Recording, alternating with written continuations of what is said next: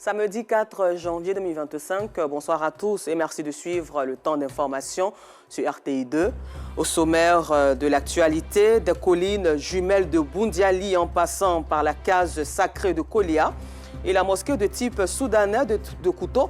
Ce sont ces sites touristiques que nous découvrirons dans notre rubrique Escale 225 pour la valorisation du patrimoine culturel ivoirien. Et c'est dans la région de la Bagoué, au nord de la Côte d'Ivoire. Et puis hors de nos frontières au Burkina Faso, il veut intensifier la guerre contre les groupes terroristes armés afin de reconquérir l'intégralité du territoire national. Le capitaine Ibrahim Traoré a annoncé la création de 3 nouveaux bataillons d'intervention rapide. Encore merci à vous d'être des nôtres sur RTI 2 pour le temps d'information. Nous passons tout de suite à notre rubrique du jour.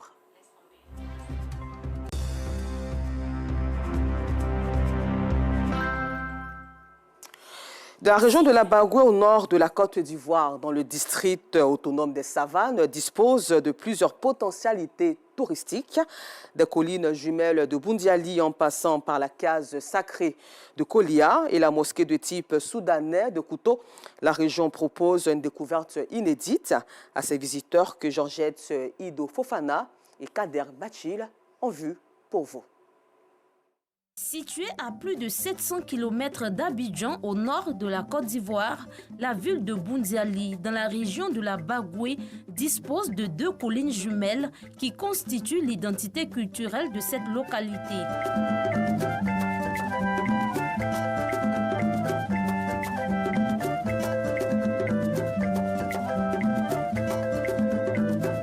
Ces collines constitue un atout majeur pour la région selon la direction départementale du tourisme.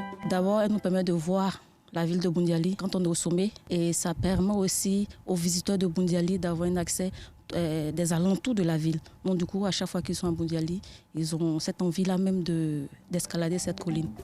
Pendant notre randonnée en cette saison des pluies, nous apercevons sur les dites montagnes des pierres, toutes remplies d'histoire. Sur cette colline, on voit déjà des petites pierres qui supportent des grandes pierres, également des pierres même qui sont juste posées sans appui, sans un soutien, mais qui tiennent. Et sur cette colline, il y a vraiment de belles choses à voir. Et sur cette colline, il y a un chef-d'œuvre qui émane du pouvoir divin. La Bagoué, dans son ensemble, regorge de nombreux sites touristiques encore méconnus. À Kolia, par exemple, ville située à environ 30 km de Boundiali, existe encore la première case bâtie depuis le XVIIe siècle. À l'intérieur de cette case qui fait la fierté de la ville, un feu qui ne s'éteint jamais. Ce, depuis des décennies. Pour y accéder, il faut être un initié. Vous voyez le feu, toute l'année le feu est dedans.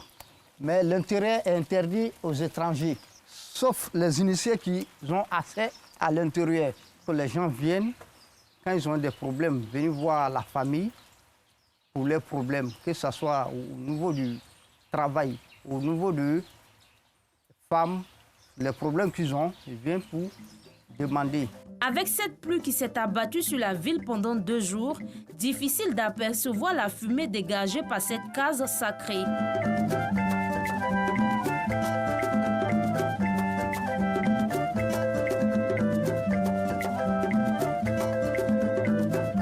Le souhait aujourd'hui des filles et fils de la région, valoriser et vulgariser ce site considéré comme un riche patrimoine immatériel. C'est notre héritage. Nous ne voulons pas perdre notre héritage actuellement. Nous voulons demander des aides pour faire des hangars, pour protéger, pour que nos petits-fils puissent en bénéficier. Cette case-là, que nous on allait, on a tué nos papas dedans. Donc nos pères sont partis. C'est nous qui sommes là maintenant présentement de leurs fils. Et cette case-là, nous ne veut pas que ça gâte devant nous, devant nos fils même. Après Kolia, Cap est mis sur Kouto, chef-lieu de département. Cette localité aux attraits touristiques abrite le plus vieux symbole islamique du département, la mosquée centenaire. Elle a servi de lieu de prière pour Samori Touré pendant son passage dans la région. Avant l'arrivée de Samori, cette mosquée a été construite. Et Samori a prié dans cette mosquée pendant son passage à Kouto. Et ce qui fait que vraiment, et ça existe encore. Et nous ne voulons pas que ça soit détruit à notre temps. Parce que c'est quelque chose qui doit rester éternellement. C'est ce que nous souhaitons.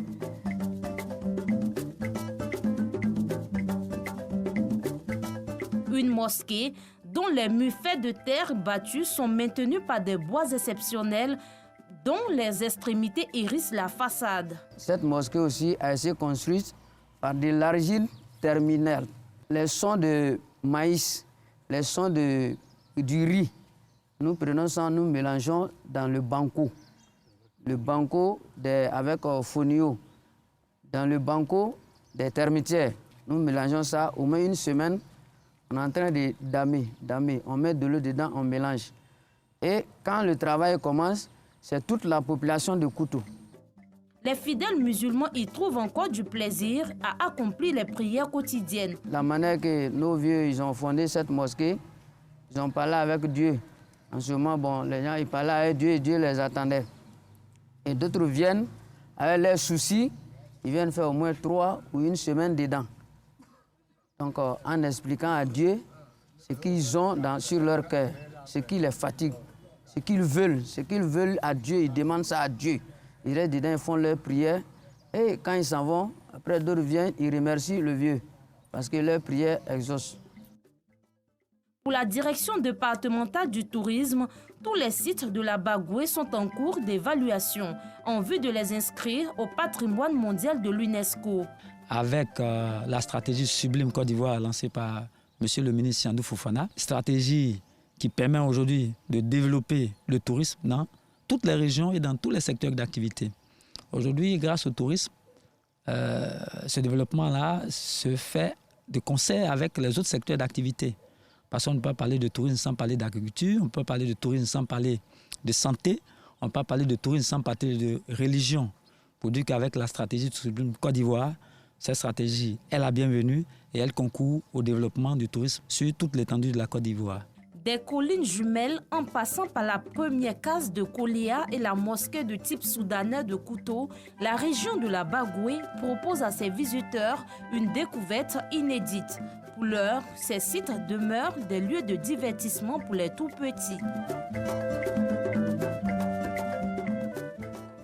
Vive donc la culture ivoirienne. En société, c'est une véritable tâche ardue pour la population d'Adjamé-Williamsville. Un tuyau de la SODECI endommagé au carrefour Croix-Bleue du quartier Macaz cause une grande fuite d'eau. Une réalité qui met en mal les résidents des quartiers touchés par cette épreuve. Abdoulaziz Daramé et Sidiki Ouattara s'y trouvaient. On apprend encore plus avec eux dans ce commentaire signé Georgette Ido Fofana.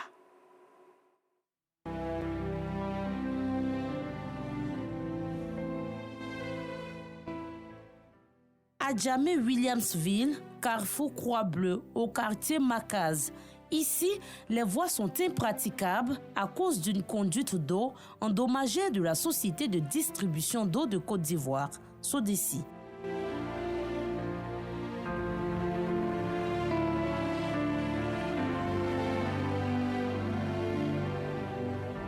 Une réalité qui pousse les riverains à donner de la voix. Actuellement, c'est un tuyau de la SODECI qui est cassé depuis hier ou avant-hier là, qui a été lâché. Les agents de la SODECI sont arrivés à arranger, mais on a l'impression que les gars ne travaillent pas bien. Quand ils arrangent aujourd'hui, une semaine, 2 semaines, ça se relâche. Plusieurs fois, l'eau ne fait que couler ici. On demande pardon au gouvernement et à la SODECI de nous aider. Nous avons des enfants qui vivent ici. L'eau là, ils prennent le temps de nager dedans, ils se lavent dedans tout le temps. En temps, ça crée les maladies. Cette situation a un impact sur certaines activités environnantes. La situation que nous vivons ici, ça nous dérange beaucoup. Et quand c'est comme ça, les clients ne peuvent pas venir ici. Donc nous aussi, ça nous dérange. Surtout, il y a une école à côté. À partir de lundi, il y aura la rentrée. Quand ça va rester comme ça, les élèves là, ça va les déranger beaucoup. Ça fait un bon moment que ça coule. Les gens ne peuvent pas passer. Bon, ça coule jusqu'en bas. On ne peut pas vendre aussi, on ne peut rien faire.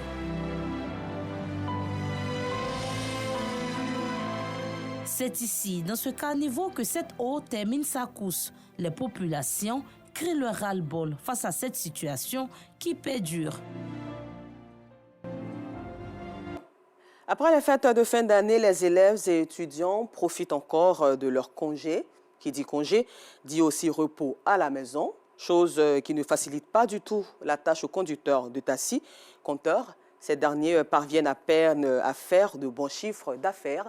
C'est reparti avec Abdoulaziz Daramé et Sidiki Ouattara. Carrefour La Vie, commune de Cocody. Vakaramoko est conducteur de taxi sur la ligne Cocody-Angré. En ce week-end de congé scolaire, il peine à faire charger son véhicule depuis un moment. Selon ce conducteur, les congés scolaires représentent une période de vache maigre pour les acteurs du transport. En congé, là, il n'y a pas rien. Même actuellement, décembre qui vient de passer comme ça, Angré Cocody, il n'y a pas de décembre. S'il n'y a pas les élèves seulement, il n'y a pas de décembre ici. En tout cas, tous les mouvements sont bloqués en l'air. Pour Ernest, les congés ont de véritables conséquences sur la recette journalière. Ah, les congés, là, c'est pas facile. Hein. Depuis matin, on attend, il n'y a pas de client. Donc, on est pressé que lundi arrive pour qu'on puisse reprendre. On est obligé de faire la même recette, sinon ça nous fatigue. Sinon, la recette ne diminue pas quand il n'y a pas d'élèves. Hein. C'est la même recette. Mais c'est nous, les chauffeurs, là, on ne gagne rien. Hein. On est obligé, on fait le carburant, la recette, et puis on s'en va à la maison. Avec la faible affluence, les clients sont obligés d'attendre plus longtemps que d'habitude. Comme c'est le retour des fêtes, je crois que certains n'ont pas encore repris. Donc c'est un peu lent, l'attente est un peu longue. Bon, moi j'ai attendu peut-être une dizaine de minutes, hein, mais je sais que d'autres ont attendu plus que ça. Ça fait plus d'1 heure, je suis là. Il fait chaud. Pour partir, c'est un problème. Pour avoir voiture aussi, c'est pas facile. Autre commune, même réalité pour les conducteurs. Les acteurs du transport sont tous impatients de voir les élèves reprendre le chemin des classes pour faire de bonnes affaires. On ne comprend pas. Hein. Même là, on est là, mais on ne sait pas ce qui se passe. C'est chaud, c'est chaud même. Souvent, tu roules même là, non, c'est pas la peine. Difficile, quand il y a les congés comme ça ne nous arrange pas. Dès lundi, les cours reprennent avec les embouteillages, mais plutôt propices aux activités du transport. Bonjour, c'est l'émission phare du groupe RTI, l'édition 2025. C'est pour tout à l'heure au Parc des Expositions d'Abidjan-Port-Boué. Notre équipe de reportage était donc sur les lieux pour constater les préparatifs. D'un point de vue général, tout est fin prêt pour accueillir du beau monde. Laurence Kakra. Ça promet du bon spectacle à Bonjour 2025. L'invité d'honneur, Ahmed Silla, humoriste et acteur français, est à Abidjan pour la première fois. L'humoriste dont la cote de popularité ne cesse de grimper en Europe promet des surprises à Bonjour 2025. C'est un pays qui est émergent, qui a pris beaucoup d'ampleur à l'échelle internationale et on sait que c'est l'endroit où on fait la fête aussi. Pour le spectacle de Bonjour 2025, ça va être une surprise. Hein. Là, j'ai envie vraiment d'aller à leur rencontre, de parler avec eux. Et après, on va voir, ça va être un échange. Hein. Nous nous rendons au Parc des Expositions situé dans la commune de Port-Boué, où l'équipe technique de la RTI est à pied d'œuvre pour l'installation du matériel. Elle effectue des tests en passant par des vérifications des différentes mises en place, caméras, micros, les circuits électriques, la sonorisation, pour ne citer que ces quelques aspects, pour s'assurer de la réussite de cet événement.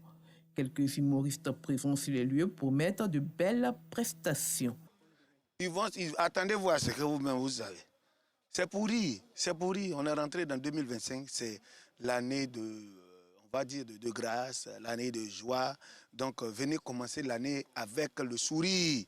Voilà. Puis le reste, bon voilà. Vous-même vous savez ce qu'on fait, c'est pour mentir seulement. Vous allez voir, c'est tout ce que j'ai à dire. En tout cas, bon spectacle. Et vous avez vu, le décor est déjà planté, tous les artistes sont déjà prêts. Et nous allons donner le meilleur de nous-mêmes. On va rire pour la cohésion nationale. On a besoin de ça.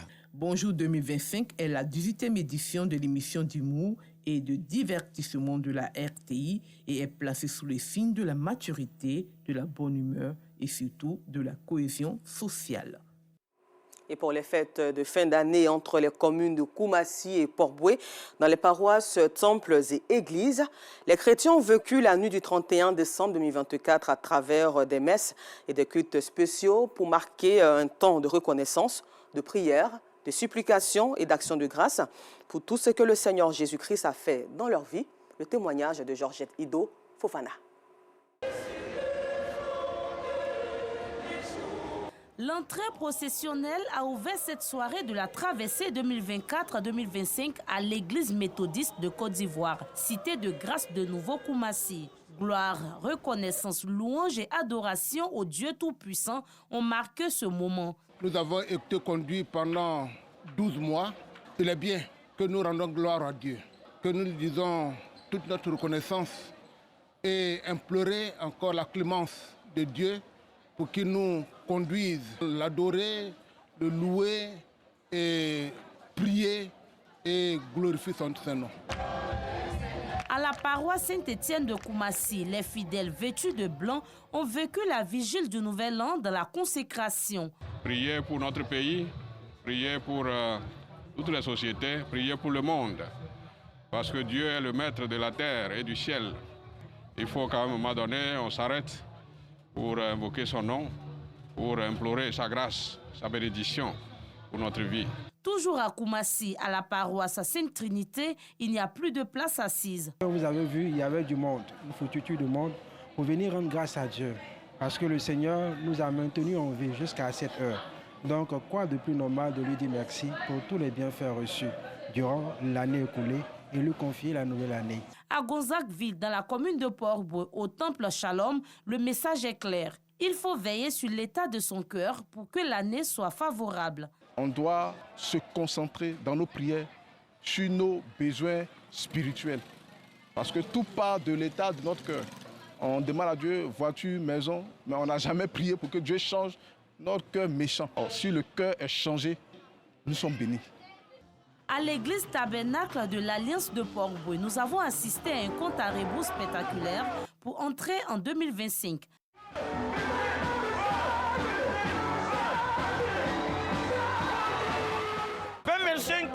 Est pour nous une année de transfiguration. Aller vers la montagne de transfiguration, rencontrer Dieu, échanger avec Dieu, vivre son intimité et faire en sorte que des communautés et des leaders marchent à la clarté de notre vie de disciples et par l'esprit. La première prédication de l'année 2025 a été bien perçue. L'année 2024 n'a pas été aussi facile, mais comme le pasteur vient de le prêcher, Dieu est bon.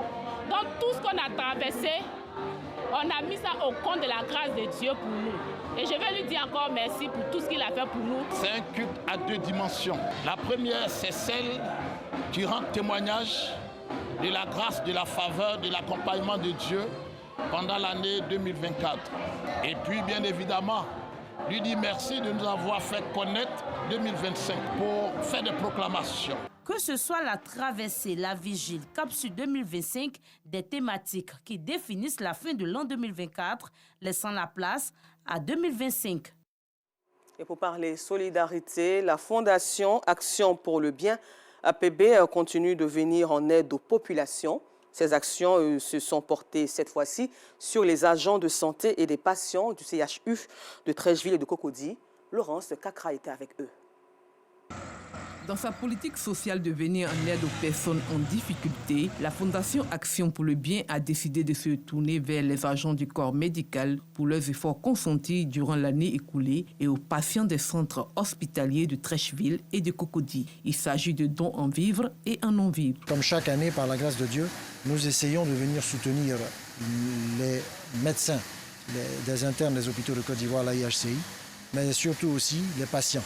Tous ces malades qui sont en difficulté. C'est pour nous une occasion importante de venir à leur côté, les soutenir, leur porter assistance par de la nourriture, par des médicaments, par de quoi leur donner un minimum justement de bonheur. Cette action sociétale pleine de générosité trouve satisfaction auprès des bénéficiaires. Il faut dire que les urgences sont tenues à 95% par les internes des hôpitaux dans les 5 CHU de la Côte d'Ivoire. Et ces internes des hôpitaux avec une moyenne d'âge de 25 ans sont responsables et très engagés dans la prise en charge de la communauté. On aimerait bien dire merci beaucoup au président de la structure d'Action pour le Bien pour tout ce qu'il nous apporte en matière de soutien financier et action sociale. La Fondation Action pour le Bien, à travers ses différentes activités, entend apporter du sourire aux populations. Et puis nous terminons ce temps d'information hors de nos frontières où le capitaine Ibrahim Traoré a annoncé la création de 3 nouveaux bataillons d'intervention rapide stationnés à Diapaga, Ougarou et Arbenda. Ils porteront à 28 le nombre d'unités de ce genre mises en place par le chef de la junte qui entend réorganiser les forces armées burkinabais. Au cours de son adresse à la nation du Nouvel An, celui-ci avait promis d'intensifier la guerre contre les groupes terroristes armés afin de reconquérir l'intégralité du territoire national. Encore merci à vous de nous avoir suivis et bonne suite de programme sur RTI2.